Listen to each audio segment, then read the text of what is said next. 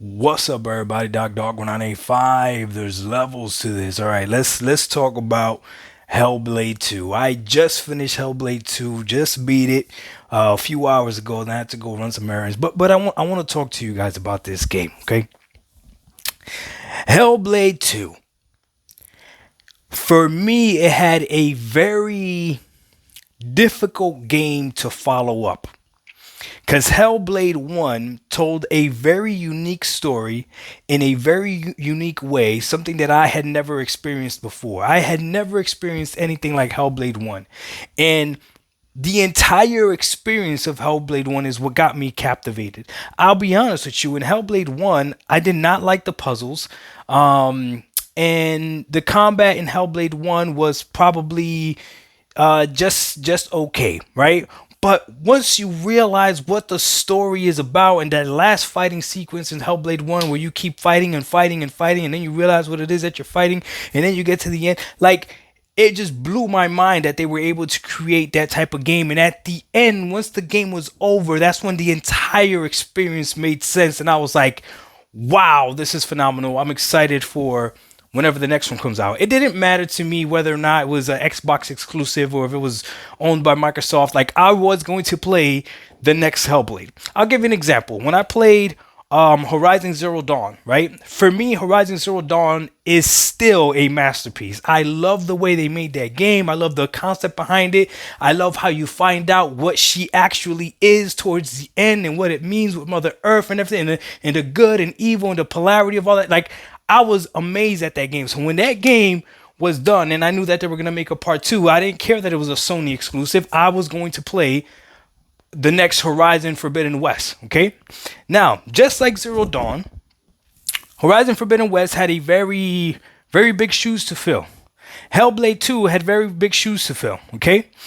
This is where I could be 100% honest with you. Right. The ending of Hellblade 2, when you look at the complete package of Hellblade 2, all right, did not do exactly what Hellblade 1 did for me. Hellblade 1 for me is, if there's a game that I would recommend to anybody to play that wants to try something different, because it's not going to be for everybody, but you want to try something different, this is a game that you definitely play by yourself. You definitely play with headphones. You definitely are concentrated. You're paying attention to the actual game. You know how sometimes you play games and you're not really paying attention to them. You're just going with the gameplay or whatever. No, Hellblade is that type of game. Hellblade 1 is the game that I would tell you for sure to play, right? Hellblade 2, when I finished Hellblade 2, I was still blown away and extremely satisfied with the full experience. I considered Hellblade 2 a masterpiece. And this is what I mean. When I think about what I don't like about Hellblade 2, the only thing I didn't like about it, I fixed, which was that it runs on at 30 frames on the Xbox Series X. I went ahead and got myself a PC. And let me tell you, Hellblade 2 put my PC through the paces. Oh boy, oh boy. You can argue that it runs better on the Xbox Series X than it does on my PC. Maybe your PC is better, but you could definitely argue that. And that's my next step. I'm going to go ahead and play Hellblade 2 on my Xbox Series X at 30 frames and see what it's like. Okay, I'm going to see what it's like. But I beat the game on my PC at 60 frames. Sometimes above 60 frames, depending on what I did with the settings, right? But as you guys know, I had to play with the settings a little bit to get that experience. Regardless, though, that's the only thing about Hellblade 2 that I could actually complain about, or that I could really complain about. The fact that the story of Hellblade 2 didn't surpass the story of Hellblade 1, I understand, because good luck any game surpassing the story of Hellblade 1. So surpassing the experience of Hellblade 1. Hellblade 2 is an experience. That's the best way to put it. And the experience encompasses everything. Everything. The way the game looks, visually, this is the best looking game on console. The hands down, this is the best looking game this generation. It's not even close. Horizon Forbidden West is a beautiful game and is a technological marvel, especially the fact that you can look at the beautiful water and you can swim in that water. You could fly at the end of the game, right? Like, all that stuff that you could do. It is amazing. Don't get it twisted. It is a beautiful game, right? But I've played both games. I'm telling you, I've played both games, right? Hellblade is on a different level. There's levels to this. Hellblade 2 is on a different level. Hellblade 2, the entire game, and I know you guys are going to use this as a knock, looks like the CGI. I remember playing the part of the game that people said that's not gameplay. Let me see gameplay. When they were showing previews, dog, it was gameplay. Dog, it was gameplay. Now, there's a few disingenuous people out there that are gonna talk about how like there's like barely any combat or anything like that in the game. I played both games. I don't remember that much combat being in Hellblade 1 either. And in this game, in Hellblade 2, I thought the combat was the perfect amount. I understood the one-on-one. I enjoyed every moment of the combat felt necessary.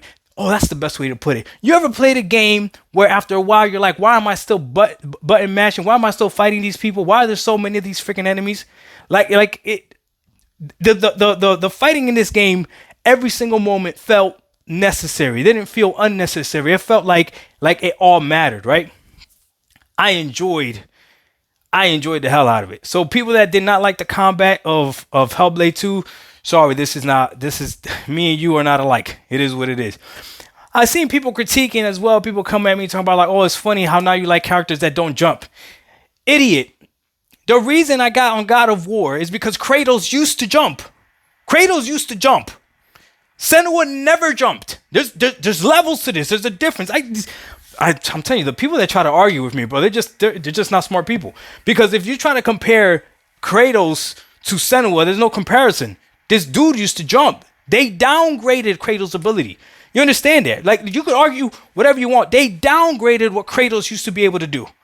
These are facts. The fact that he can't have any aerial combat when he used to have that is downgraded. Senua never was able to jump. So don't come at me with that, all right? It is what it is, right? This is something else that Hellblade did that, again, to me gives it a 10 out of 10. And I spoke about it a little bit earlier in the video, okay? It made me look dumb in terms of why I bought a PC. A lot of you said to me, Doc, Unreal Engine 5, this game's Unreal Engine 5, you're not going to be able to run it, blah, blah, blah, this and that. Okay, whatever. I brought up, what's it called? RoboCop, and how RoboCop is Unreal Engine 5 and runs at 60 frames per second on the Xbox Series X, whatever, right?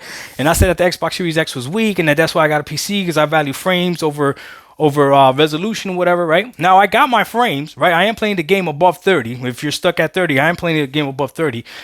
But the Xbox, in this case, the Xbox Series X running the game at 30 to me makes sense because the game is graphically heavy, right?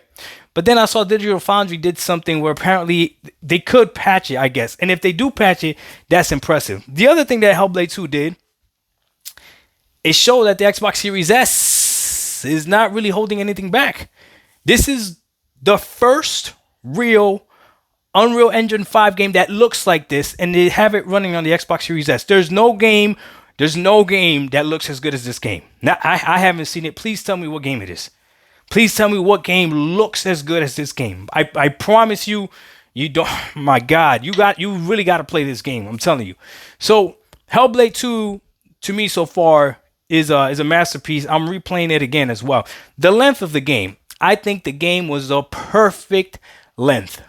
I don't need the game. Not every game needs to be long. Not every game needs to be short. This game to me was perfect to the point. You ready for this? To the point that I'm ready for Hellblade 3. I'm not exhausted. I'm ready for Hellblade 3. I finished Assassin's Creed Odyssey, one of the quests, and when I was done, they didn't even roll the credits.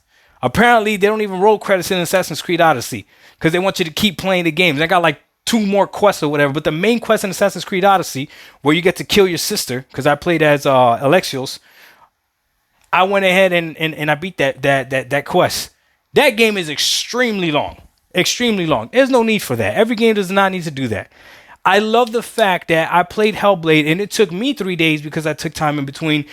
But the experience is done, and now I get to play it with a different... I'm not going to spoil it for you guys because when you beat the game, it unlocks a different feature of the game. I'm not going to tell you what it is if you guys haven't seen it yet. But I'm excited about that.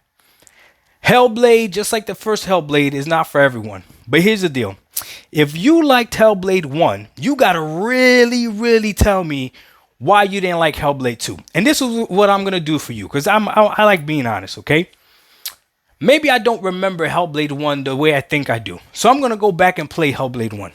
And I'm going to see if Hellblade 1, graphically, I know is not better. I'm going to see if gameplay wise it's better. I'm going to see if puzzle wise it's better. I'm going to see if pacing wise it's better. I know that the overall experience of Hellblade 1, telling the story and all that other stuff, is better, especially for the initial part. Now that I know how it ends, it might not hit the same, right? But I'll give Hellblade 1 a try again, and we will see if Hellblade 1 does actually hold up to Hellblade 2. Because I think a lot of you are remembering Hellblade 1 for something that it wasn't. Hellblade 2 is Hellblade 1.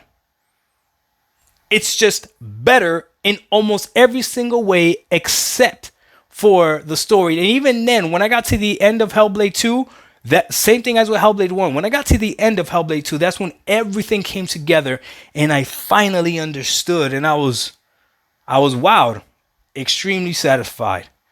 Great game, outstanding job, Ninja Theory. And to all of you out there that's saying it's funny how now you like third person over the shoulder story driven games, bro, like I don't understand how stupid some of you people are. No one on this side hated third person over the shoulder story driven games. We didn't hate those games. The point we were trying to make to you dumb ponies is that that's the only thing that's on PlayStation. There's no variety. Besides, thank God that Helldivers came out. Because besides Helldivers, there was nothing from a Sony first-party studio that was different than a third-person, over-the-shoulder. Everything was the exact copy and paste formula. These are facts. These are facts. Dark 1985, there's levels to this. Hellblade 2, a masterpiece. Don't argue with me, argue with somebody else. Because I ain't going to listen to you. Especially if I know you haven't played it. We out. Peace.